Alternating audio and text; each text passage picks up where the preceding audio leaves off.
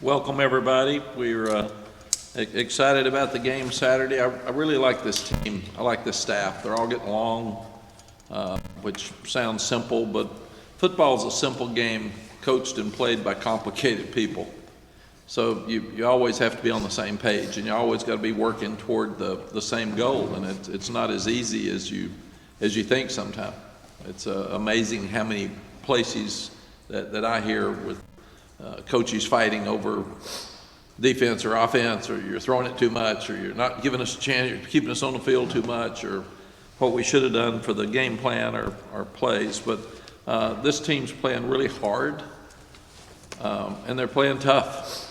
And that's something that a goal that we had, and something we're really proud of. And that was a very physical game on Saturday night. We didn't play well all the time. And that's the good thing, to be sitting here at 6-0, and we can improve a lot of things.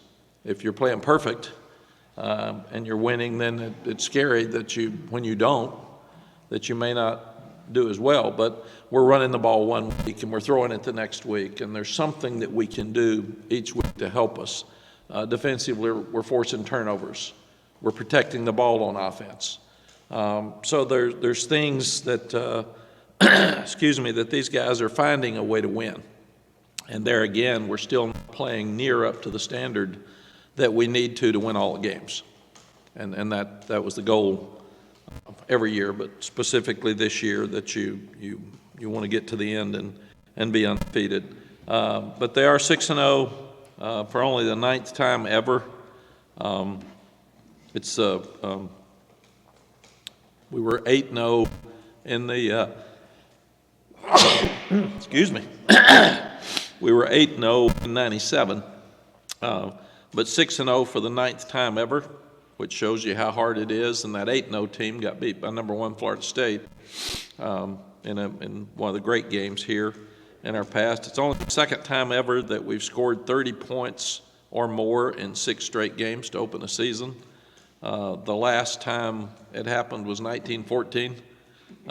Which some people would think I was at that game. I was not.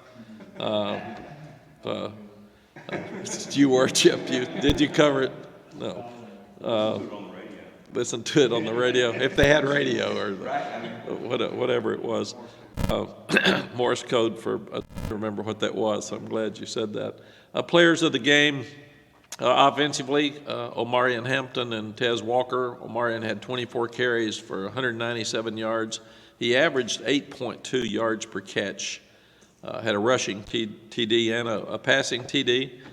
Tez had 6 catches for 132 yards, 22 yards per catch, 3 touchdowns. Tez and Hakeem Nicks are the only 2 players to have 3 receiving touchdowns against a top 25 opponent in our history. And then defensively, Sid Gray played an unbelievable game like he does every week. 10 tackles, a tackle for a loss, an interception, a fumble recovery, and a pass breakup. He just is really amazing, and his story has helped this team.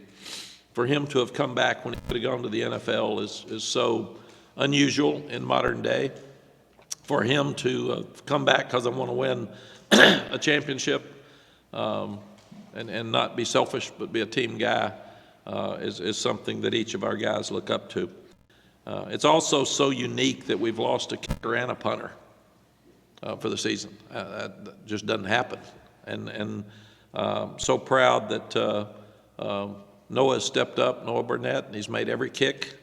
Liam Boyd is kicking the ball where we want to on the kickoffs, even though we're not always kicking it out. And Tom McGinnis stepped up, 22-year-old freshman, first time he'd ever been in a football game. Excuse me. This summer, he actually had never played football, so he actually got online and ordered a football uniform, and it wasn't any good.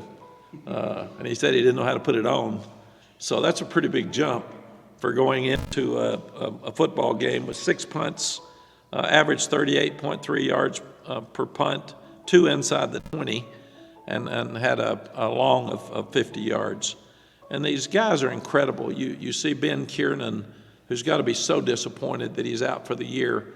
And he's down there coaching Tom so hard and coaching him on the sideline and helping him try to relax before the game. And we're seeing that in so many different areas. I was really disappointed for Kobe Pacehour that he just running and planted his foot. This game's amazing. You can hit so many people and be so physical and then run and have a non-contact injury that sets you back. And Kobe's attitude was so good.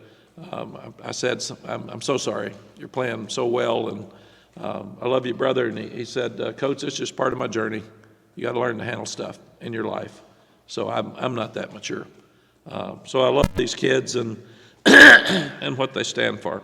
So who was the special teams player with? I'm sorry, Tom McGinnis. Okay. So Tom, not Noah. Noah made all the kicks, but for Tom to come in and do what he did with the punts, we felt like he would be the special teams player of the week. So 2 for offense, Omarion and Tez, Ced Gray on defense, and Tom McGinnis on special teams. Offensively, 508 yards against one of the better defenses in the country. 235 yards rushing against the number 1 rush defense in the country. They were number 5 in total defense. We got off to a slow start.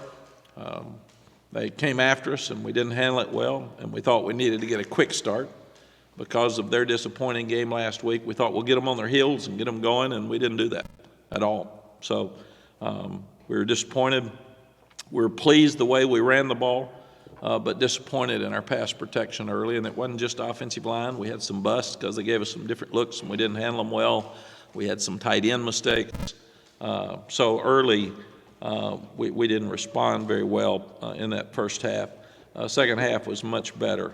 And I applaud the coaches at halftime. Both sides of the ball were playing really well in the third quarters. And a lot of times if you're down at halftime, the measure of a good coaching staff is can you turn it around and win the second half?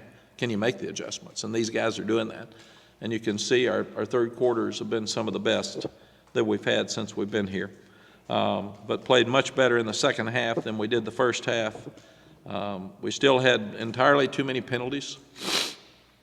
This one will make the people that don't like me have something to talk about, so this is one for them. But we looked really hard at penalties, and penalties were not a real difference maker in who won and lost games for our first 4 years here, as we were looking at them. And I remember the Florida State had more penalties than anybody in our league when they were here beating everybody. And they did it every year. And I asked Coach Bowden, and he said, you have to be really, really careful that if you're making aggressive penalties, you don't want a team to become passive, and you don't want to make them scared. So there's a fine line between correcting the mistakes and not making your team get too cautious and too soft. So too many penalties without question. We've got to improve that area. We haven't had it till this game. We will always encourage if you have an official's crew that throws a lot of flags, and this one threw a lot of flags, then you just want them to throw them for both teams. That's the question. If you're going to throw flags for everything, that's fine. We got it, but just throw them and make sure that you're throwing them for the same call on either side. And some don't throw many flags. So it's just different. You never know what you're going to get. But this was an aggressive crew, and we had penalties, and we had too many, and we got to get them corrected. But like one thing, we have always had our defensive line and rushing the passer can put your hand up under the face mask and rush the passer like this, and for 4 years that was okay. We did that twice Saturday night, and it got called for hands to the face. So we've got to call the ACC office and make sure that we get an official ruling on what they're going to call. Because if this isn't hands to the face, because it's not up in the face, but it's up under the face mask, and an official turns and sees a head back, he's going to think it's hands to the face, then we've got to get a ruling on how they're going to call that, because they haven't called that for 4 years. And it was called twice Saturday night. And the other one that's a tough one is the rule states if you hit a quarterback in the head, if you touch his head, it's basically a penalty. Well, Javari Ritchie had his hand up and just barely grazed the helmet. Technically, that's a roughing the passer penalty. Should it be? I don't know. I think you got to look at it, but technically he did touch his helmet. So those are things that you got to look at. So we've got to look at, you look at the overall too many penalties and you say, God, that's too many penalties. This is stupid. They're undisciplined. What we have to do is break down every penalty and see why we had it. We can't line up offsides. We lined up offsides twice. That's inexcusable before the snap of the ball. And neither one of them affected us, but it could have. It could this weekend. If it's a 4th and 3 and we stop them and we line up offsides, it's a game changer. And then there were too many holding penalties. Again, you've got to go back and look at that. And part of it's you have more penalties when you're playing great athletes. It's harder to block them. That's what we've always said. Why do you have penalties in big games? Well, they're playing better players. It's hard to block a better player. So we've got to go back and look at all of that. We weren't good on third downs this week. We were second in the country going into the game, and we weren't good on third downs. Part of that's penalties. It took us out of some situations where we needed to do better. And then I think we had 18 explosive plays. So that's the most explosive plays we've probably had since we've been here. So we weren't as good down to down, and we had explosive plays with some really good players. But we got to clean up the third downs. We've been rushing some on fourth down. We've messed that up the last 2 weeks. So we got to look at what fourth down means. What's the 4th and 2? Review that package and see where we are. Is sometimes going really fast is helpful. Sometimes it hurts you. So we've got to make sure that it's an advantage for us. Really unhappy with the 1-minute drill right before the half. We get the ball with a minute 28 left. We take 14 seconds off the clock. And it's a 14-14 game. And we've got 3 timeouts in our pocket. We take 14 seconds off. So we punt it back to them. They get it to minus 34. There's 55 seconds left, and they have a timeout, and they get a field goal. So they go in at halftime, and that's as much a product of our offense, not killing the half and having a chance to kick a field goal for us as it is our defense not standing up. So it was a little bit of both, but very disappointed. And we haven't been as good in the red zone the last 2 weeks. And part of that's fourth quarter, and I still don't like our 4-minute offense. We're not running it as well as we should. We've been ahead in every fourth quarter, and we're trying to kill the clock and still score, and we're not doing that as well as we should, so we can do it better. And the other thing we didn't do well, you force 4 turnovers and get 7 points out of those turnovers. That's not good. We're not helping our defense. Our defense gave us 4 opportunities. Now, one of them is really 3, because one of them, the last one, was the last play of the game, so it wouldn't count in that group. But we had 2 other opportunities to get points with turnovers that we didn't get. And that's just that's unacceptable. When you get sudden change, you got momentum, you should have opportunities to score touchdowns. Defense, we felt like we had a solid performance. They played hard. They played much better the second half than they did the first half. We gave up 31 points, but we had them at 17 midway through the fourth quarter. So again, that's partly the offense not moving the ball and staying on the field. It's partly probably the defense getting a little soft when you're way ahead and giving them too many things. You can't have a ball thrown over your head with 2:17 left for a 54-yard touchdown. You just can't. You're trying to keep them in front of you. You're trying to kill the clock. You let them score easy. I think it was Boise and Colorado State that Boise was ahead 20 points with 4 minutes left to go in the game, and score onside kick, throw Hail Mary and win the game. So these games are never over anymore. You've got to keep playing, and I didn't think we kept playing like we should have in the fourth quarter. I thought latter part of that we got too happy with ourselves, and we got to mature. You got to put people away. You got to finish strong. You got to have killer mentality instinct in the end of the games, and we don't have that right now. That's something that that's a standard we're not living up to. We were really pleased that we forced the 4 turnovers, like we said. Usually you force 4 and give none, you're going to win the game. Really pleased that they were 3 of 11 on third downs, but they were 3 of 4 on fourth downs. And now with the new analytics, people are trying to set up fourth downs with third down, so it's not as impressive because the fourth downs are more important than the third downs, obviously. So the stat looks good, but in reality, 3 out of 4 fourth downs is not good. We did keep them out of the end zone. 2 of their 4 trips to the red zone, they didn't score touchdowns, but we just had too many mistakes. There's I think they only had 9 explosives, but 3 of them or 2 of them are touchdown passes. Where a couple of them, we're not even around them on the wheel route. We just they caught us. They had a great call, and we didn't respond to it well. And again, too many penalties on defense, which was uncharacteristic for us. Pleased with Tom McGinnis again, first game ever. Noah Burnett made all his kicks. Our kickoff coverage still isn't good. We're looking at personnel. We got guys that we tell you go around to the left, and they're going out around to the right, and they get so excited they want to make the play, and they get out of their lane, and it's opening up a big play for us. So these are smart kids. They got in Carolina. They need to know to go left. And I said it's coaching too. It's us. So if we can't go to the right side and we're not kicking the ball out, that can really kill us at some point during the season. So we've got to do a better job in that area. And since Elijah Huzzy returned the punts at Pittsburgh, people are putting such an emphasis on covering that we're not holding up as well. So we didn't give him a chance in either of the last 2 games. Analytics has been really interesting for coaching and for fans, I know, as they start looking at it. Now you're seeing and listening, just like our 2 field goals on third or fourth down and short. The analytics would say either or, do what you want, coach's choice, but we'd probably kick because it puts you up by 3 scores. So that's you have to think about that as you're sitting there, and you got 15 seconds basically to think about it.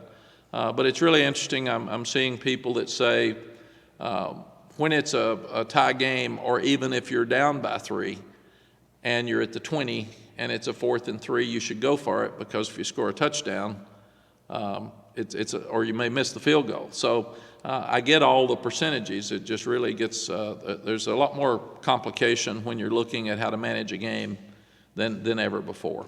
And we are trying to keep our timeouts till the end, and we've done a great job of that. You can have a lot of plays in 15 seconds if you got 3 timeouts. So people say, why don't you use them when there's 2 minutes? Well, what does it matter? I mean, timeout's timeout. So maybe you don't want to use them at that time, or the analytics will say call a timeout on third down or on second down, after second down, if they're moving the ball right before the half to save time. Well, if they're really good and they're moving the ball, you don't want to save time for them. So that all those things are just different in coaching than they've ever been. I was talking to Freddie Kitchens this morning, and he was just laughing about it.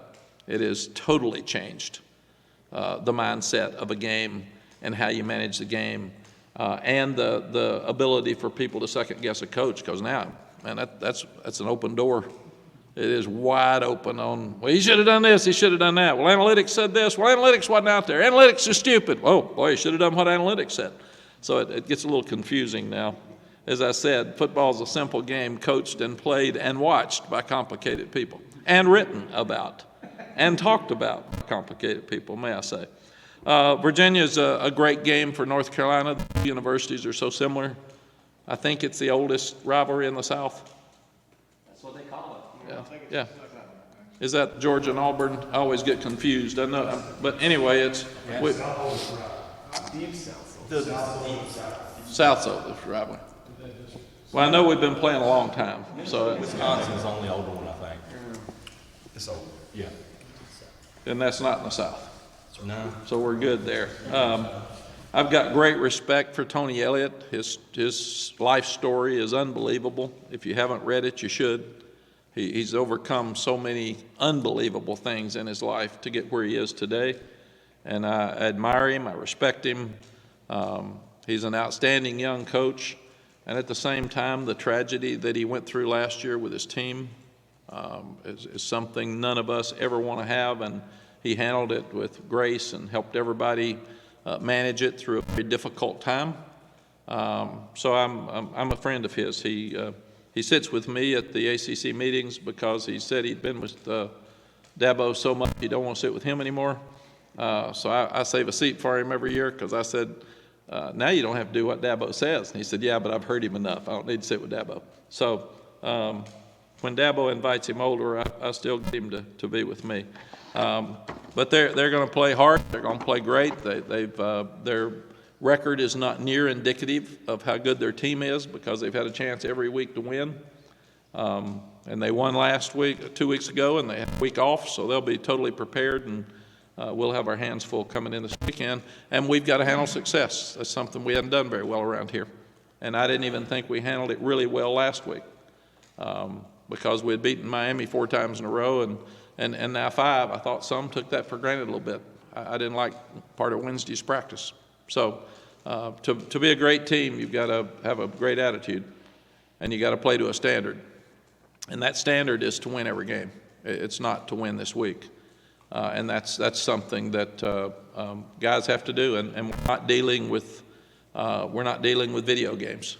We're dealing with human beings that have a lot of stuff going on in their lives and are banged up, and it's mid-season. They got midterms and a whole lot going on. So, but Virginia beat us 4 times in a row, and then we've been able to pull it out the last 2 years. So this should be a great game this weekend.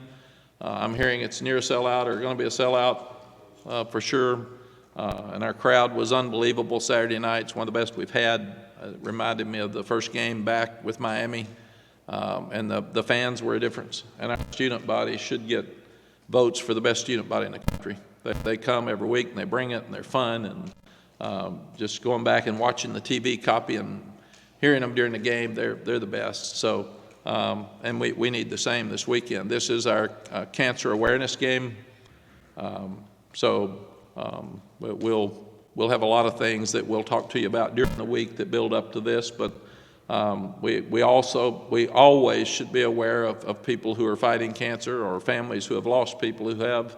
But this week gives us an extra week to just make sure that we reach out to those who are struggling and try to help them. And of course, with Tylee, we've got one of our own fights here to try to continue to help him.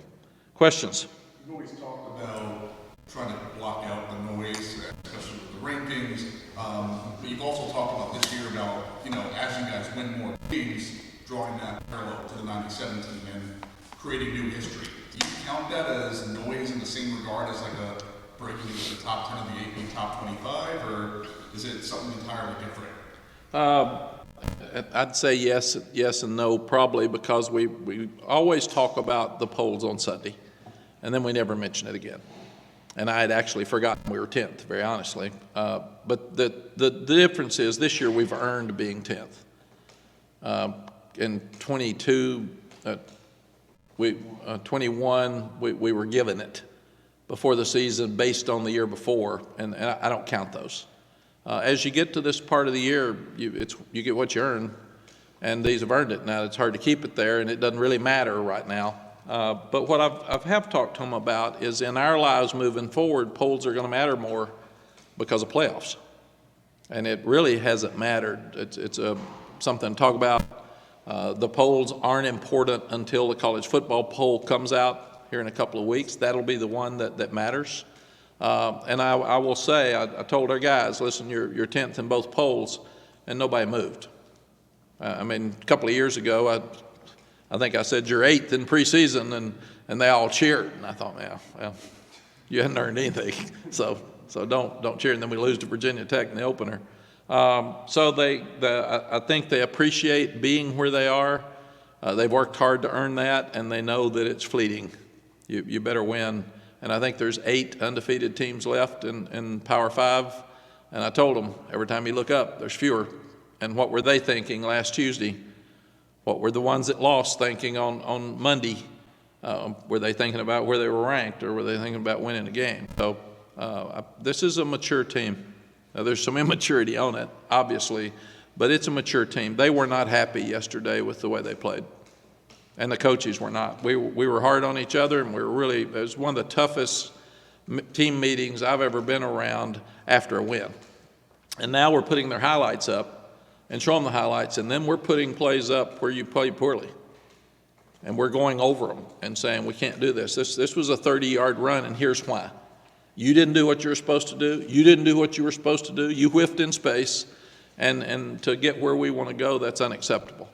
And the same thing with the sacks. We'd put the sack up and say, here's why we had the sack. Why did we not communicate well? Why did we turn one loose? So it's we're at a different place right now with this team and staff than we've been in our 5 years here. Mack, with the improved maturity, as you said, do you think that's a credit to guys like Cedric and British really coming into their own as leaders as opposed to 2 years ago when they were sort of not in that spot yet? Absolutely. We all talk about player-led teams, and that's what you want. Very few have it, and they'll have it on good days, but you need leaders on bad days. And if you're a leader, you can't have a bad day. You got to come with it every day, and the guys you mentioned do. And Corey Gaynor's been an unbelievable leader in that offensive line for us, and this is the toughest offensive line we've had. Now, we've made some mistakes, but they'll fight you. And I think that's a credit to Randy Clements, but also a credit to Corey Gaynor, because he'll fight them if they're not fighting. So that's just part of it. But it is just an older, more experienced team. Defense has been there, done that, except for the corners. And Marcus Allen's playing really well. Tayon Holloway's getting better. Armani Chapman came in and made some plays on Saturday that really helped us. So we're growing up. I was toughness. Gio Biggers bangs his shoulder up, comes right back in the game. Marcus Allen bangs his shoulder up, comes right back in the game. I'm seeing things. Kevin Hester sprains an ankle. We thought he'd be out 3 or 4 weeks. He played his tail off Saturday in that game. So we're a tougher team. Our offensive line's been playing banged up the whole time. They've had sore ankles, and some of them can't even push off during practice at times. And so I really like just the attitude overall of this team and the toughness and the leadership. Matt, you talk about. Go ahead, Chip. I will always defer. Go ahead. I'll set my finger up first. Yes. Now, coaches always talk about halftime adjustments. How much adjusting can you do at halftime? How many games are won and lost at halftime? And what does the head coach do? Yeah, Chip, it's a great question because I sit there and I say, we made great halftime adjustments. Well, why didn't we have a better game plan? You know, I mean, that's the question that you ask. Why didn't we do that? Part of it's because teams play you differently. And the first quarter is always a new world because you're wondering what they brought differently. Like one of those blitzes they brought that got to us we'd never seen. And it just caught us off guard. Gil Brandt, who we just lost, was a dear friend of mine, and he told me that you can tell more about coaches at halftime than any other time because everybody can have a game plan, but the ones that adjust to the things that aren't working during the game are the best coaches. And Gene Chizik, to me, has been unbelievable in his third quarters. He totally shut down Miami in his third quarter. I think it's 200 yards to 29 or something at one time when I was looking at it.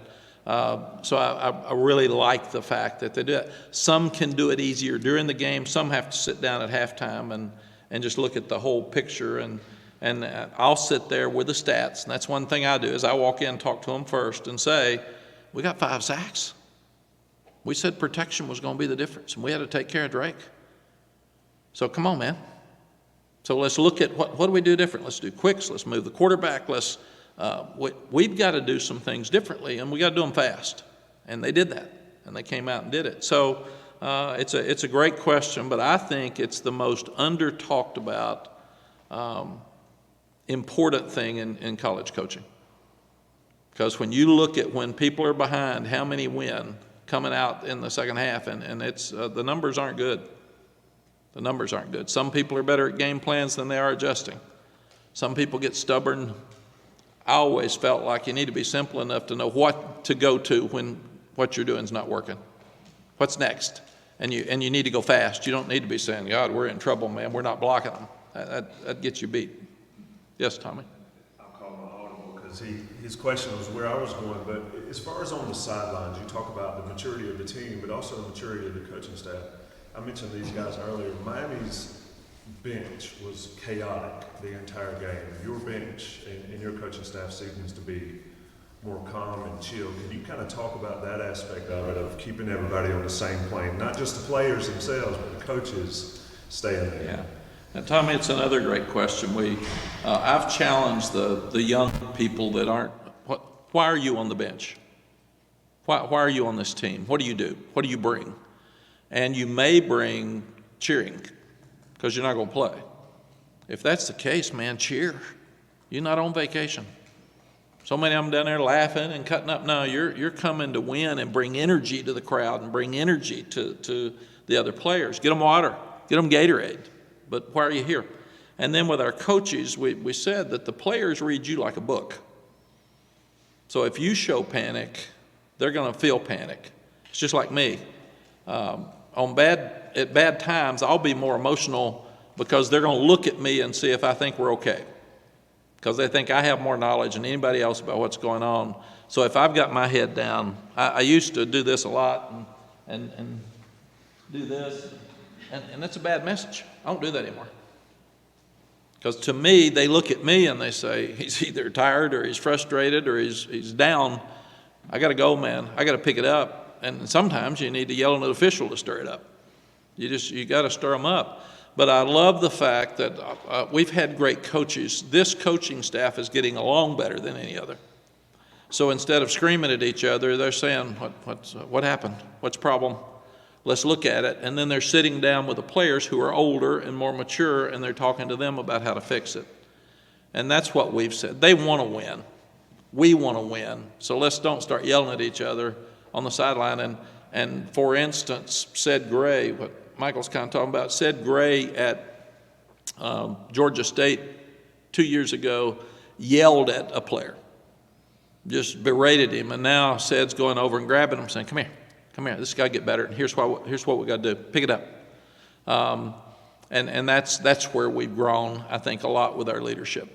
You talk a lot about stacking performances, but stacking lessons during the course of a year, how important is that? And how does last Wednesday stack up with that? And the other part of that question, you come here every Monday and tell us that you coached them like you lost. That must have been a challenge after Syracuse, even with some of the things to pick at.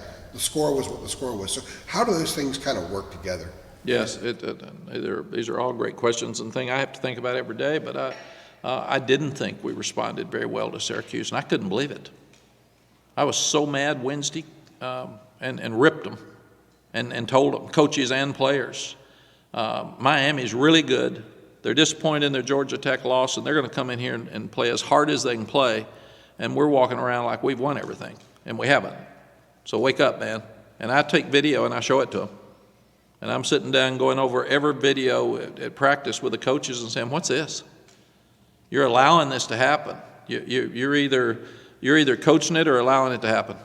And that stinks, and you're allowing it to happen. So you're putting us in a bad shame. I never say we're going to get beat because you don't want to put that in the kid's head. You don't want to put it in the coach's head.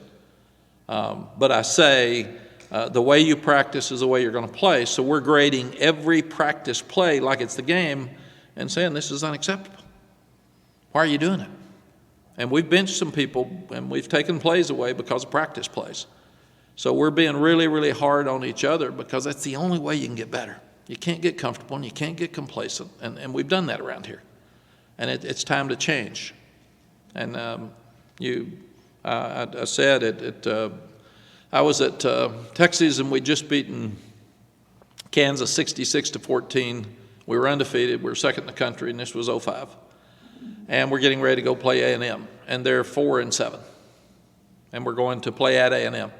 And I get a call from Coach Parcells, and he's the head coach of the Cowboys, and I played for him at Florida State. And he's a dear friend, and I admire him so much. And he didn't say hello. He said, you're in trouble, man. And I'm thinking, we just won 66-14. We're doing good, man. And he said, you're in trouble because you're sitting around talking about you. And you're talking about USC, and you're talking about national championship game. This is Texas A&M's bowl game. They're not going to a bowl game. So their only chance to save their season is beat you. And you aren't even thinking about them. So he said, you're like that big rat that's eating the poison cheese. And he said, you're going to die now. You're going to eat the poison cheese and you're going to die. And I mean, I got scared to death sitting there on the phone. I'm saying, I got you, coach. So I went downstairs and I hung a piece of cheese from every locker, and I put his quote up there. At every locker. And then at halftime of the game, we're down 29-24. And he is so right. And I walked in at halftime and I said, we're going to win a game, and you're not going to die, but you're damn sure sick because you ate some of that cheese. And we need to wake up. And then we won 40-29, but that was the day Vince Young lost the Heisman Trophy. Because Reggie Bush they beat Fresno 73-14, and he had a great performance, so the votes were in. That was it. Because we weren't ready to play that day. So you can't sit around and eat the poison cheese. You can't listen to the talk. You can't pat yourself on the back because we're human beings. We're human beings. So we know Virginia's going to play hard Saturday night. We knew Miami was going to play hard Saturday night. How are we going to play? Are we going to walk around all week and be cool and talk about all these stats about how many times we've been 6-0? Better not, because then you won't be 7-0. Did you ban cheese from the training camp? No, I'm going to stick some on these lockers. I actually have a follow-up to the question. Do you think... Sorry, Adam. Adam doesn't want me to... No, it's no go for it. Well, it's all part of the learning stuff that when they come out of the tunnel and the blue lights they hadn't seen except for the student practice, do you think maybe they were so amped up because it was a different kind of environment? And given the fact that you might play more games on bigger stages, that maybe that was a good lesson to learn, that you can't get too amped up in that environment? Yes, you got to be amped up. I mean, it's a fight.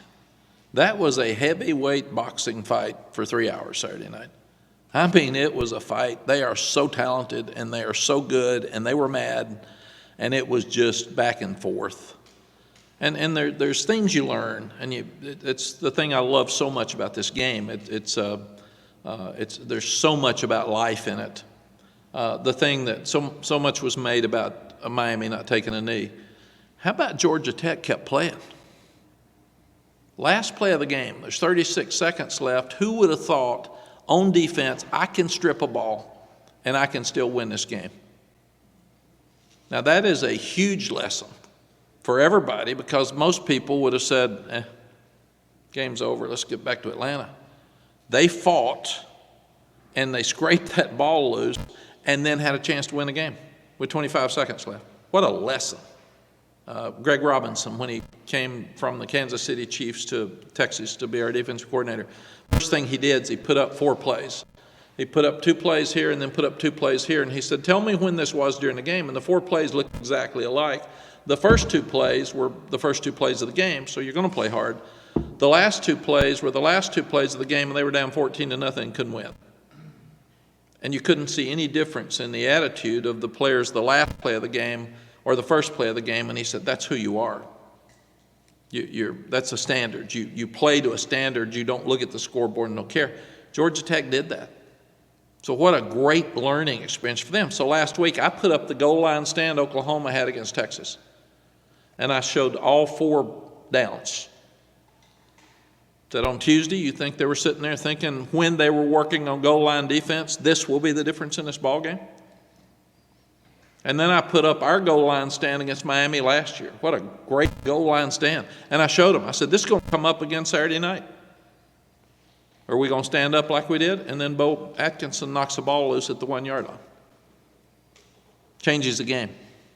So it's little 1-2 plays that you do on Tuesday that you can't transfer to Saturday that make a difference in this sport.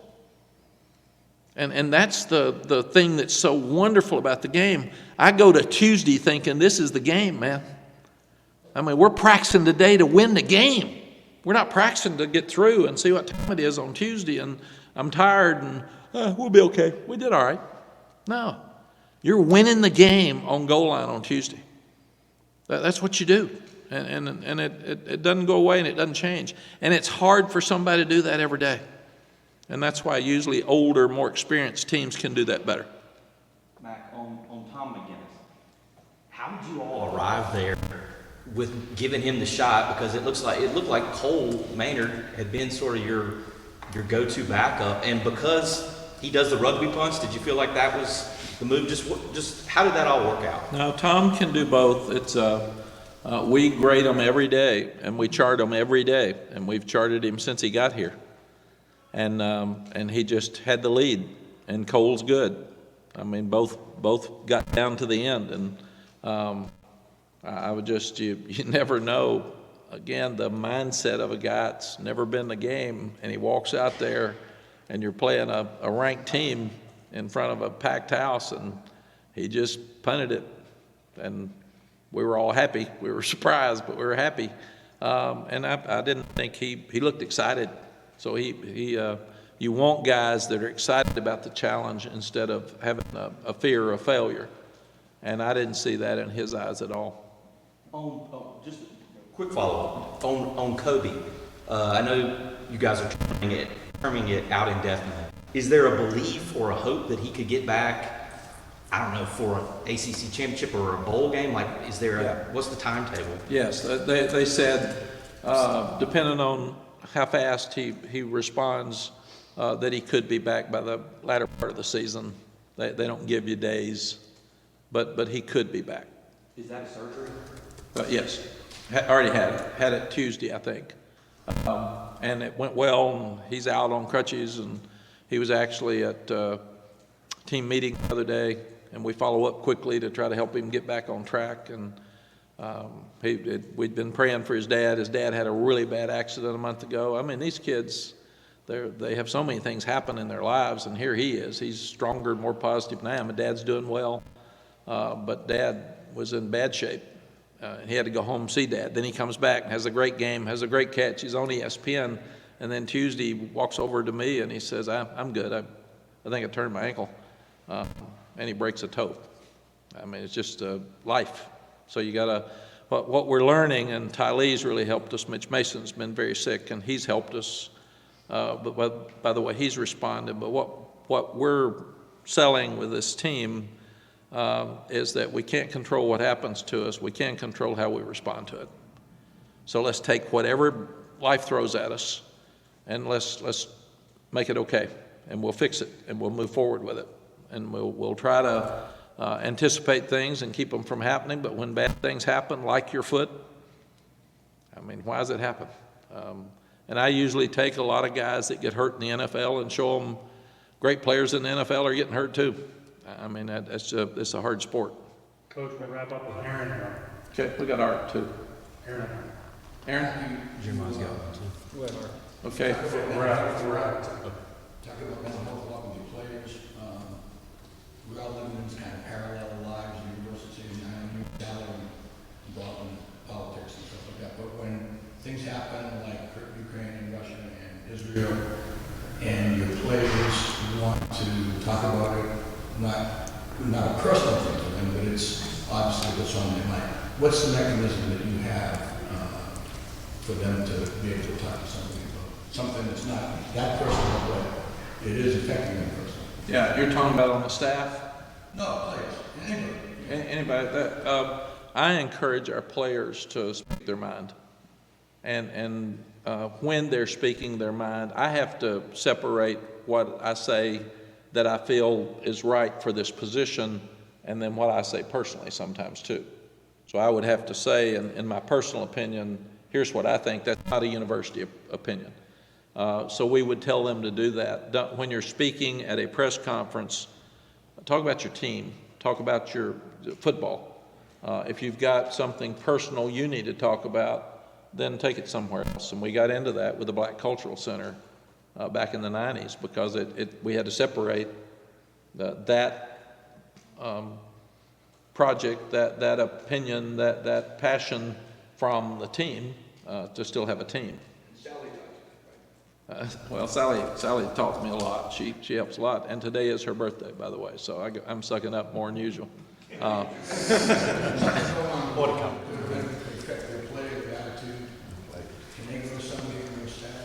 Yes, Dwight Hollier is a godsend. He played here, two-time captain for me. He was with mental health in the NFL, and he is over the mental health for the athletic department. He's at practice every day. And then we have a young lady that played college sports that's available for our guys at any time, and we encourage them to talk to them. And then you've got Mitch Mason's at just about every practice as their chaplain. We've got a lot of people around to talk. Sally's at practice about every day. She's at lunch just about every day. So they'll come talk to her, which is different too. Oh yeah, I just wanted to say real quick, going back to the special teams, Ben Kiernan's injury was very much like, freak accident type deal. How much did that, and also Ryan Coe's injury, how much did that kind of reinforce the importance and need for, depth at those special teams? It's so much, Jeremiah, and we've told our team, you say next man up. When you say it, they don't hear it, but you can show it. We got examples of, you don't know when you're going to get your opportunity. You usually get one. And when you get it, you better be ready for it, because if you don't take advantage of it, then you don't get it again. You lose it. And here's two examples of guys that have taken total advantage. And Ryan was standing out there at Thursday's practice next to me helping Noah. And Ryan said, "Oh my gosh, I felt so guilty. I'm so glad he's doing well." So that really helps, just the whole thing. I had dinner. We have family dinner every Sunday night. I had dinner with Ben Kiernan last night. He was so excited for Tom. And Cole was sitting there with me, and he was excited for Tom. So these kids are just different. They make it fun to go to work every day. I got a scheduling question. The scheduling model has been discussed a few times. All of the power conferences are now kind of facing a similar challenge where there's so many teams. You can only play so many games against teams you always used to play. And UNC had a creative response with Wake Forest a few years ago, but games like Virginia, that's one that goes back a long ways, but these games are getting harder to kind of keep on a schedule. Where do you come down on what, as a coach, what you want to see in a scheduling model versus what can be done with just so many teams in a big conference now? Yeah. Another great question with all this realignment going on. It's a little crazy. Like you all, I'm a traditionalist, and I love rivalries.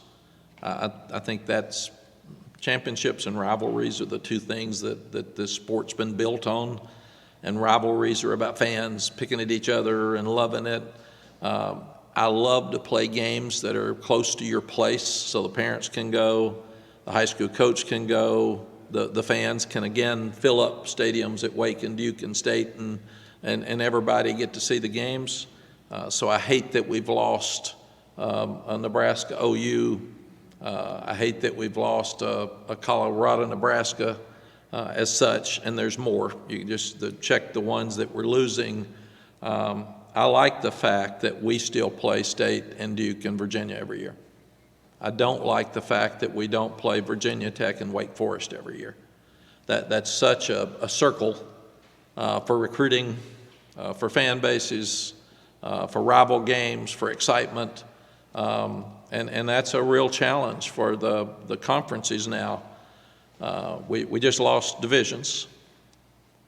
I didn't like that, but it is what it is. Some don't have natural rivalries like we do. If we played Clemson every year, it'd be a rivalry. That's what you've got. It's just because we're regional. But I've always liked regional games. And I think that's something that we are losing some. And hopefully we'll be able to keep ours, and we'll always play State, and we'll always play Duke and Virginia. And like I said, I missed the Virginia Tech game this year. That's been a great game and fun for both fans. I missed the Wake Forest game this year. And I sit and watch them because we recruit against them, and we'll be playing against them again at some point with this rotation. And it's kind of crazy. I've tried to look at it. I think we'll play somebody one year, miss the next year, and play the next year. It looks like is kind of what's happening out there. And then your natural rivalry games you play every year, and that seems to be what we're doing. So it'll and then you've got to incorporate SMU, Stanford, and Cal, and what does that mean? And then you've got to travel, and what does that mean? And so there's a lot of craziness going on right now over the next couple of years, and I guess that'll be next year. So we'll all wait and see. We went from knowing who we were going to play with Coastal and Atlantic to not knowing who we were going to play, and then having to figure out if we were going to play them every other year, every third year, and now we're changing it again next year. So there's a lot going on. Do they send you the thing? Do they say, do they send it to you guys to review? So like you can raise any sort of concerns or questions? Yeah, I obviously raised a bunch of them and got no response. So it's like Sally asks me questions sometimes that she knows the answer to, and she'll say, "Don't you think?" And I say yes, without thinking about it, because that's it. Right. See you.